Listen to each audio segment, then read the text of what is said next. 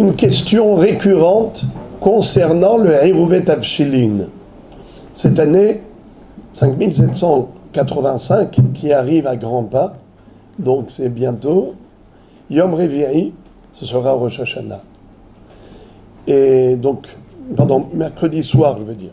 Mercredi soir, ce sera Rosh Hashanah. Donc, jeudi et vendredi, c'est Yom Tov, suivi du Shabbat, qui est le troisième jour. Afin de pouvoir cuisiner vendredi pour Shabbat, puisque vendredi c'est Yom Tov, normalement on n'a pas le droit de préparer Yom Tov pour Shabbat. C'est la raison pour laquelle Hachamim, pour nous autoriser la cuisson, ils ont institué le Eruvet Avshilin. D'accord ? On a déjà expliqué longuement la notion. Mais maintenant, la question qui se pose, lorsqu'une personne a déjà cuisiné avant Yom Tov pour Shabbat, et elle met la plata pendant tout le Yom Tov, et elle pose au fur et à mesure des jours, elle pose sur la plata pour réchauffer. Mais tout est déjà cuit. Les plats sont déjà cuisinés. Question, a-t-on besoin de faire malgré tout Eruvet Avshilin, c'est-à-dire prendre l'assiette avec le plat et le pain et faire la bracha de Baruch Ata Hashem Elokeinu melech haolam asher kideshanu b'mitzvotav etzivanu al mitzvat eruv, et de dire qu'avec ce eruv on aura le droit de cuisiner, de préparer depuis Yom Tov pour Shabbat. Est-ce qu'on a l'obligation de faire Eruvet Avshilin même si on a déjà tout cuisiné avant Yom Tov pour Shabbat? Alors, la réponse, c'est une mahloket entre le Rav Ovadia Yosef Zatzal et un plus jeune possèque contemporain qui est Rav Ophir Malka Shlita. Le Rav Ovadia Yosef dit qu'il faut faire le Eruv, mais sans la bracha, sans réciter la bénédiction préalable. Baruch Ata Hashem Elokeinu melech haolam asher kideshanu b'mitzvotav etzivanu al mitzvat eruv. Juste prendre l'assiette avec le pain et le plat et dire avec ce eruv, je serai autorisé de tout faire Yom Tov pour Shabbat. Mais, et pourquoi il dit ça? Quelle est la raison pour laquelle il dit qu'on n'a pas besoin de faire, on n'a pas le droit de réciter la bénédiction? Il dit que la seule raison pour laquelle on pourrait imaginer qu'il faille faire Eruvet Avshilin, même si on a déjà cuisiné, eh bien c'est que tout simplement, on va allumer les Nerot Yom Tov pour Shabbat. Vendredi après-midi, c'est la veille de Shabbat. Est-ce qu'on va allumer les Nerot pour Shabbat? Oui. Quand est-ce que tu vas allumer les Nerot? Pendant Yom Tov. Est-ce qu'on a le droit de faire un travail pendant Yom Tov pour Shabbat? Normalement, non. Et là, comment alors tu peux allumer les Nerot Yom Tov pour Shabbat? C'est une préparation. Alors voilà pourquoi il faut faire Eruvet Avshilin. Nachon? Et pourquoi alors sans bracha? Très bien. Alors si on a dit que pour allumer les Nerot, il faut faire Eruvet Avshilin, alors pourquoi il a dit qu'on fait sans bracha? Écoutez bien, c'est très très beau. Concentrez-vous une minute, même si vous avez beaucoup de déconcentration. Parce qu'il y a un Shulchan Aruch qui nous cite une mahloket à propos de quelqu'un qui a oublié de faire Eruvet Avshilin. Est-ce qu'il a le droit d'allumer les Nerot? Quand il allume une lumière à partir d'une flamme existante, est-ce que ça s'appelle un allumage ou bien ça ne s'appelle pas un allumage?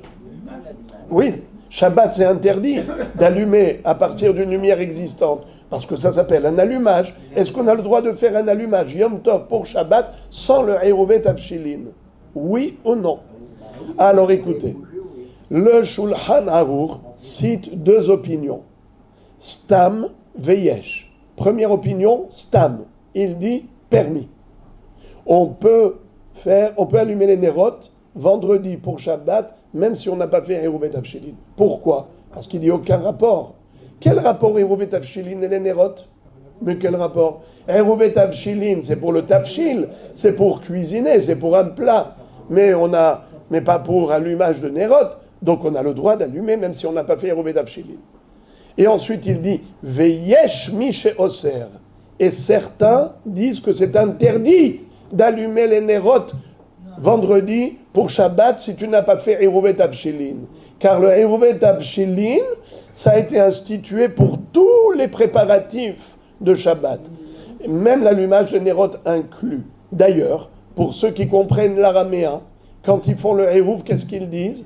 Behaden Eruva, Yesharelana, les Vachoulé, les Afouye, ou les Atmouné, ou les Adlouké Shraga, Miyom Tov, les Shabbat, ou le Me'abad Kol Tzorchana, Miyom Tov, les Shabbat.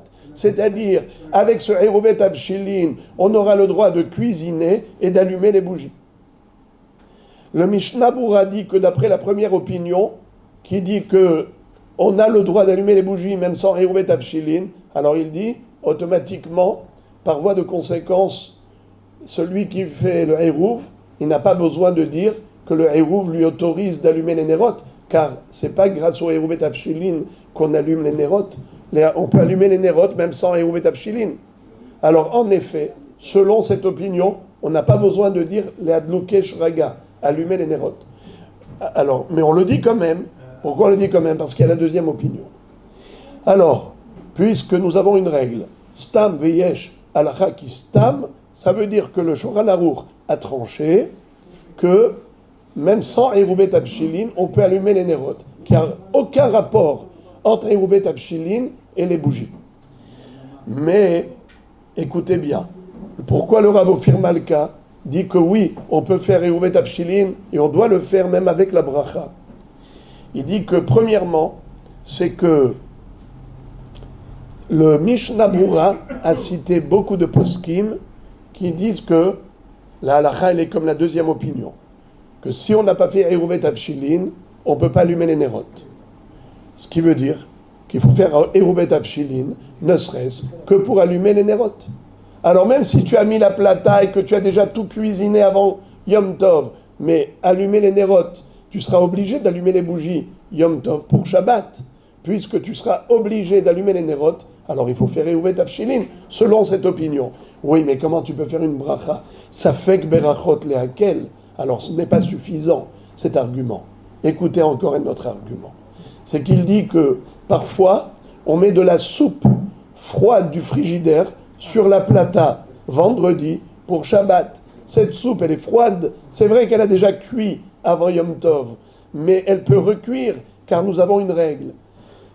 En bishul ahar bishul, il n'y a pas de cuisson après cuisson, uniquement pour ce qui est solide. Mais pour le liquide, même si ça a déjà cuit une première fois, si ça refroidit, quand tu le remets sur la plata, alors tu refais encore une nouvelle cuisson. Eh bien voilà pourquoi il faut faire Eruv et Tavshilin. Pour la soupe, encore une autre raison. Il dit, est-ce que tu crois que tu as terminé de cuisiner? Parfois, tu as des imprévus. Voilà qu'il y a un enfant qui arrive, il te dit « Ah, j'ai faim !» Alors tu vas cuisiner. Donc il est fort possible que tu cuisines. Alors les Hachamim ont institué Eruv et Tavshilin pour cette éventualité aussi. Mais encore plus fort, il dit, c'est que Bichlal, même si tu es sûr que tu ne vas pas cuisiner, mais malgré tout, l'institution rabbinique de faire Eruv et Tavshilin, elle n'est pas uniquement dans la mesure où tu es sûr que tu vas cuisiner. Elle est générale, comme Eruv et Hatzerot. Vous savez c'est quoi Eruv et Hatzerot? Prendre du pain et de mettre dans une maison, dans une colocation. Lorsqu'on est dans un immeuble, alors le rabbin, qu'est-ce qu'il fait? Il prend un paquet de matzot au profit de tous les habitants, il met dans sa maison, et c'est comme ça que tout le monde peut transporter d'une maison à l'autre via la cage d'escalier, via la cour commune. Nachon, je ne vais pas rentrer dans les détails, mais ça se fait avec la bracha de Baruch Ata Hashem Elokeinu melech haolam asher kideshanu b'mitzvotav v'tzivanu al mitzvat Eruv. Et si personne ne transporte, et si les gens n'ont pas besoin, malgré tout on fait la bracha. Pourquoi? Car l'institution rabbinique, elle était, même par rapport à l'hypothèse, c'est hypothétique. Peut-être qu'on va se servir du Eruv, peut-être qu'on ne va pas se servir du Eruv, mais malgré tout, Hachamim ont dit, afin que tu puisses potentiellement te servir du Hérouv, tu fais le Hérouv. Ça veut dire qu'on n'a pas besoin que ce soit concret, même si c'est juste un potentiel, même si c'est juste hypothétique, ça suffit pour devoir faire la bracha. Pour tous ces arguments, il dit on peut faire le Hérouv avec bracha. Maintenant, évidemment, que pourquoi on a besoin de rentrer là-dedans? Moi, je dis qu'au lieu de rentrer dans la mahloquette, on peut prendre un verre d'eau pendant le vendredi, et tu mets un verre d'eau dans ton koum-koum, ou bien un œuf dans ta dafina, n'importe quoi. Pourquoi? Parce qu'à partir du moment où tu vas cuisiner même une chose, pendant Yom Tov, et ben voilà, tu es quitte selon toutes les opinions. Et comme ça, on a tiré notre épingle du jeu, et on passera un très bon Yom Tov, surtout que Baruch Hashem, nous avons eu la bonne nouvelle que Baruch Hu nous a débarrassé du pire ennemi, Hodou la Shem Kitov, qui est Olam Hasdo.